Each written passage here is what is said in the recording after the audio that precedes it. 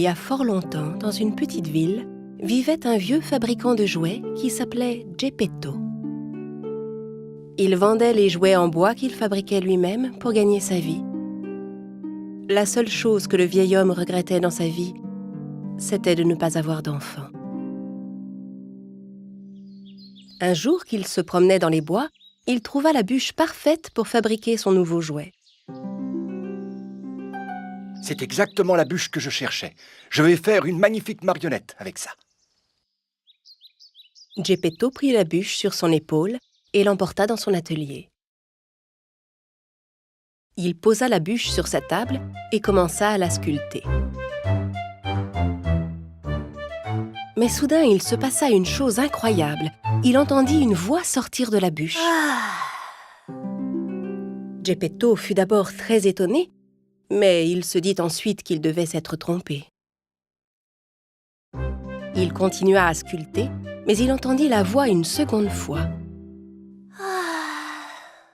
Je dois vraiment commencer à me faire vieux. Voilà que je me mets à entendre des voix. Geppetto continua son travail. Il fit d'abord apparaître la tête de la marionnette, puis ses bras, et enfin ses jambes. Quand Geppetto eut fini la marionnette, il l'installa sur une chaise et commença à arranger. À cet instant, il entendit à nouveau la voix.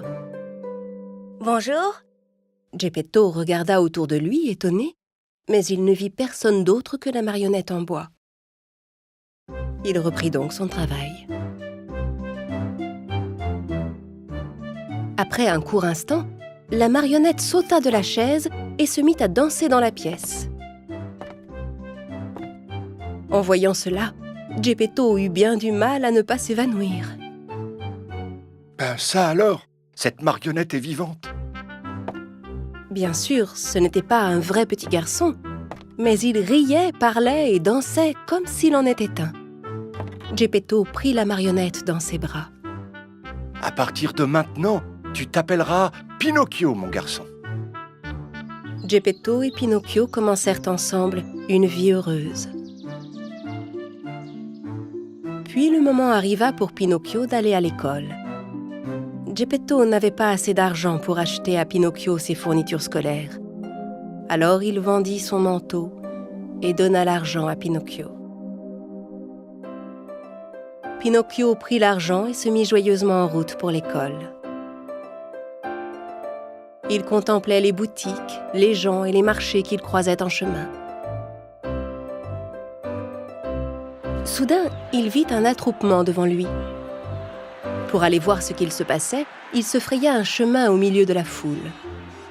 Il était si petit qu'il avait du mal à passer au milieu de tous ces gens. Arrivé devant, il vit une grande tente colorée. C'était une tente de cirque. Le clown qui était devant la tente interpellait les passants. Pinocchio était curieux de voir ce qu'il y avait à l'intérieur. Mais le clown lui barra la route. « Tu ne peux pas entrer sans payer !» Pinocchio réfléchit un instant, puis se rappela que Geppetto lui avait donné de l'argent pour l'école. « Justement, j'ai de l'argent. » Il sortit l'argent de sa poche et le donna au clown. À l'intérieur de la tente, le spectacle était très amusant. Des marionnettes jouaient ensemble sur une scène. Hey, ils sont en bois, comme moi. Montant sur la scène, Pinocchio se mit à danser avec les autres marionnettes. Mais les spectateurs étaient très fâchés contre lui. Le propriétaire du cirque qui tenait les ficelles des marionnettes au-dessus de la scène, lui, était ravi de voir une marionnette vivante. Une marionnette qui se déplace sans ficelle devrait me rapporter un bon paquet d'argent. Se dit-il. Dès que le spectacle fut terminé, il captura Pinocchio et l'enferma dans une cage.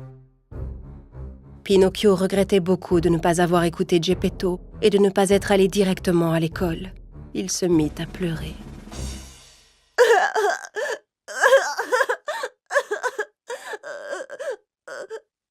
Voyant à quel point Pinocchio regrettait ce qu'il avait fait, une bonne fée apparut devant lui. Tu aurais mieux fait d'écouter ton papa. Mais je vois que tu as compris ton erreur maintenant.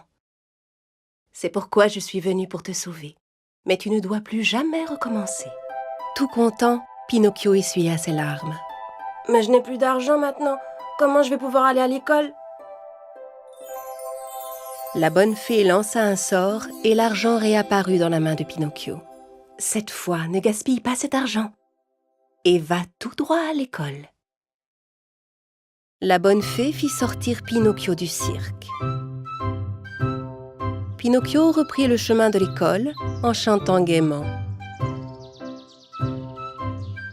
La la la la la la la la la la. Entendant Pinocchio chanter si joyeusement, le rusé renard et son ami le chat accoururent pour lui barrer la route. Ils firent un plan pour lui prendre son argent.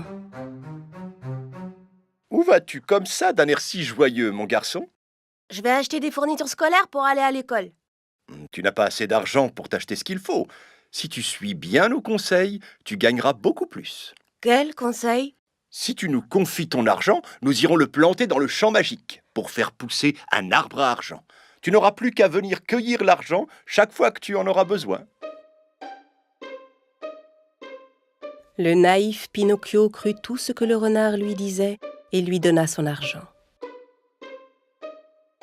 Le vilain renard et le chat s'enfuirent avec l'argent. Pinocchio resta tout seul et la bonne fée réapparut devant lui. « Pourquoi tu n'es toujours pas à l'école? Tu as acheté les fournitures scolaires avec l'argent que je t'ai donné ?»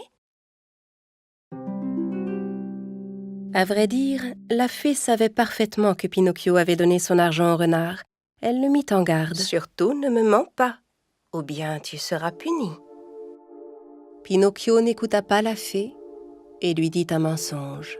« Oh, j'ai acheté les fournitures, mais je les ai laissées à l'école. » À peine Pinocchio eut-il fini sa phrase que son nez se mit à grandir. « Tu me dis la vérité, tu es sûr ?» Plus Pinocchio s'entêtait à mentir, plus son nez grandissait. À la fin, il ne pouvait même plus bouger la tête. Oh, ça alors? Mais qu'est-ce qui m'arrive tout à coup? Finalement, il comprit son erreur et raconta à la fée tout ce qui s'était passé. Voyant que Pinocchio était revenu dans le bon chemin, la fée redonna à son nez sa taille normale. « Je te pardonne encore une fois parce que tu m'as dit la vérité. » Avec un nouveau sort, elle lui rendit l'argent que le renard lui avait pris. Et une fois de plus, elle lui dit bien de ne pas gaspiller cet argent. Son argent dans la main, Pinocchio reprit sa route en chantant.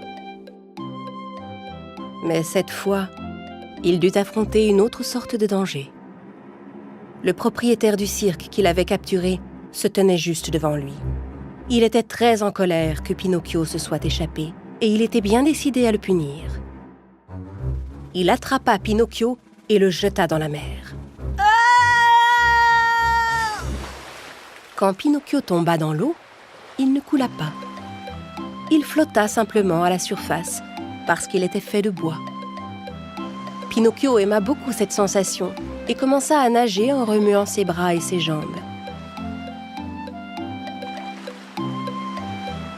Il nagea ainsi pour rejoindre la rive et c'est alors que tout arriva. Hé, qu'est-ce qui se passe? Où est-ce que je suis? Pinocchio se retrouva soudain dans un endroit sombre. Il regarda partout autour de lui, mais ne vit aucun moyen de sortir. En fait, Pinocchio venait de se faire avaler par une baleine géante et il était à présent assis au beau milieu de son estomac. Pendant ce temps, Geppetto, inquiet, partit à la recherche de Pinocchio. Pinocchio! Pinocchio! Arrivé sur le quai où Pinocchio avait été jeté dans la mer, il demanda à tous les pêcheurs s'ils avaient vu son fils.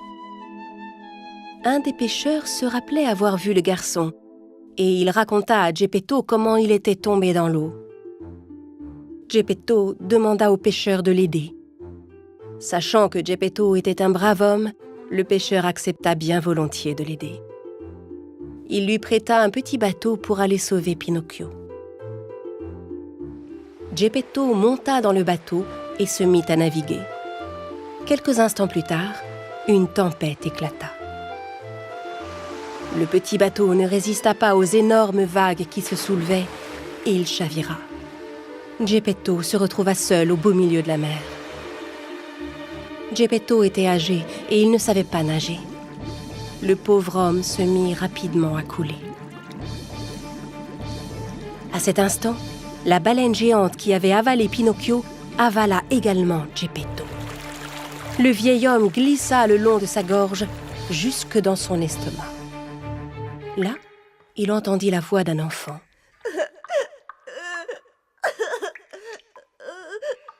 Bien sûr, il reconnut la voix immédiatement. Pinocchio, mon garçon, enfin, je t'ai retrouvé. J'étais tellement inquiet, si tu savais.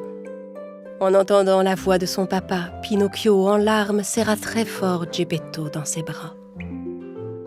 Je suis tellement désolée de ne pas t'avoir écouté, papa. Je te demande pardon. Maintenant, je t'obéirai toujours.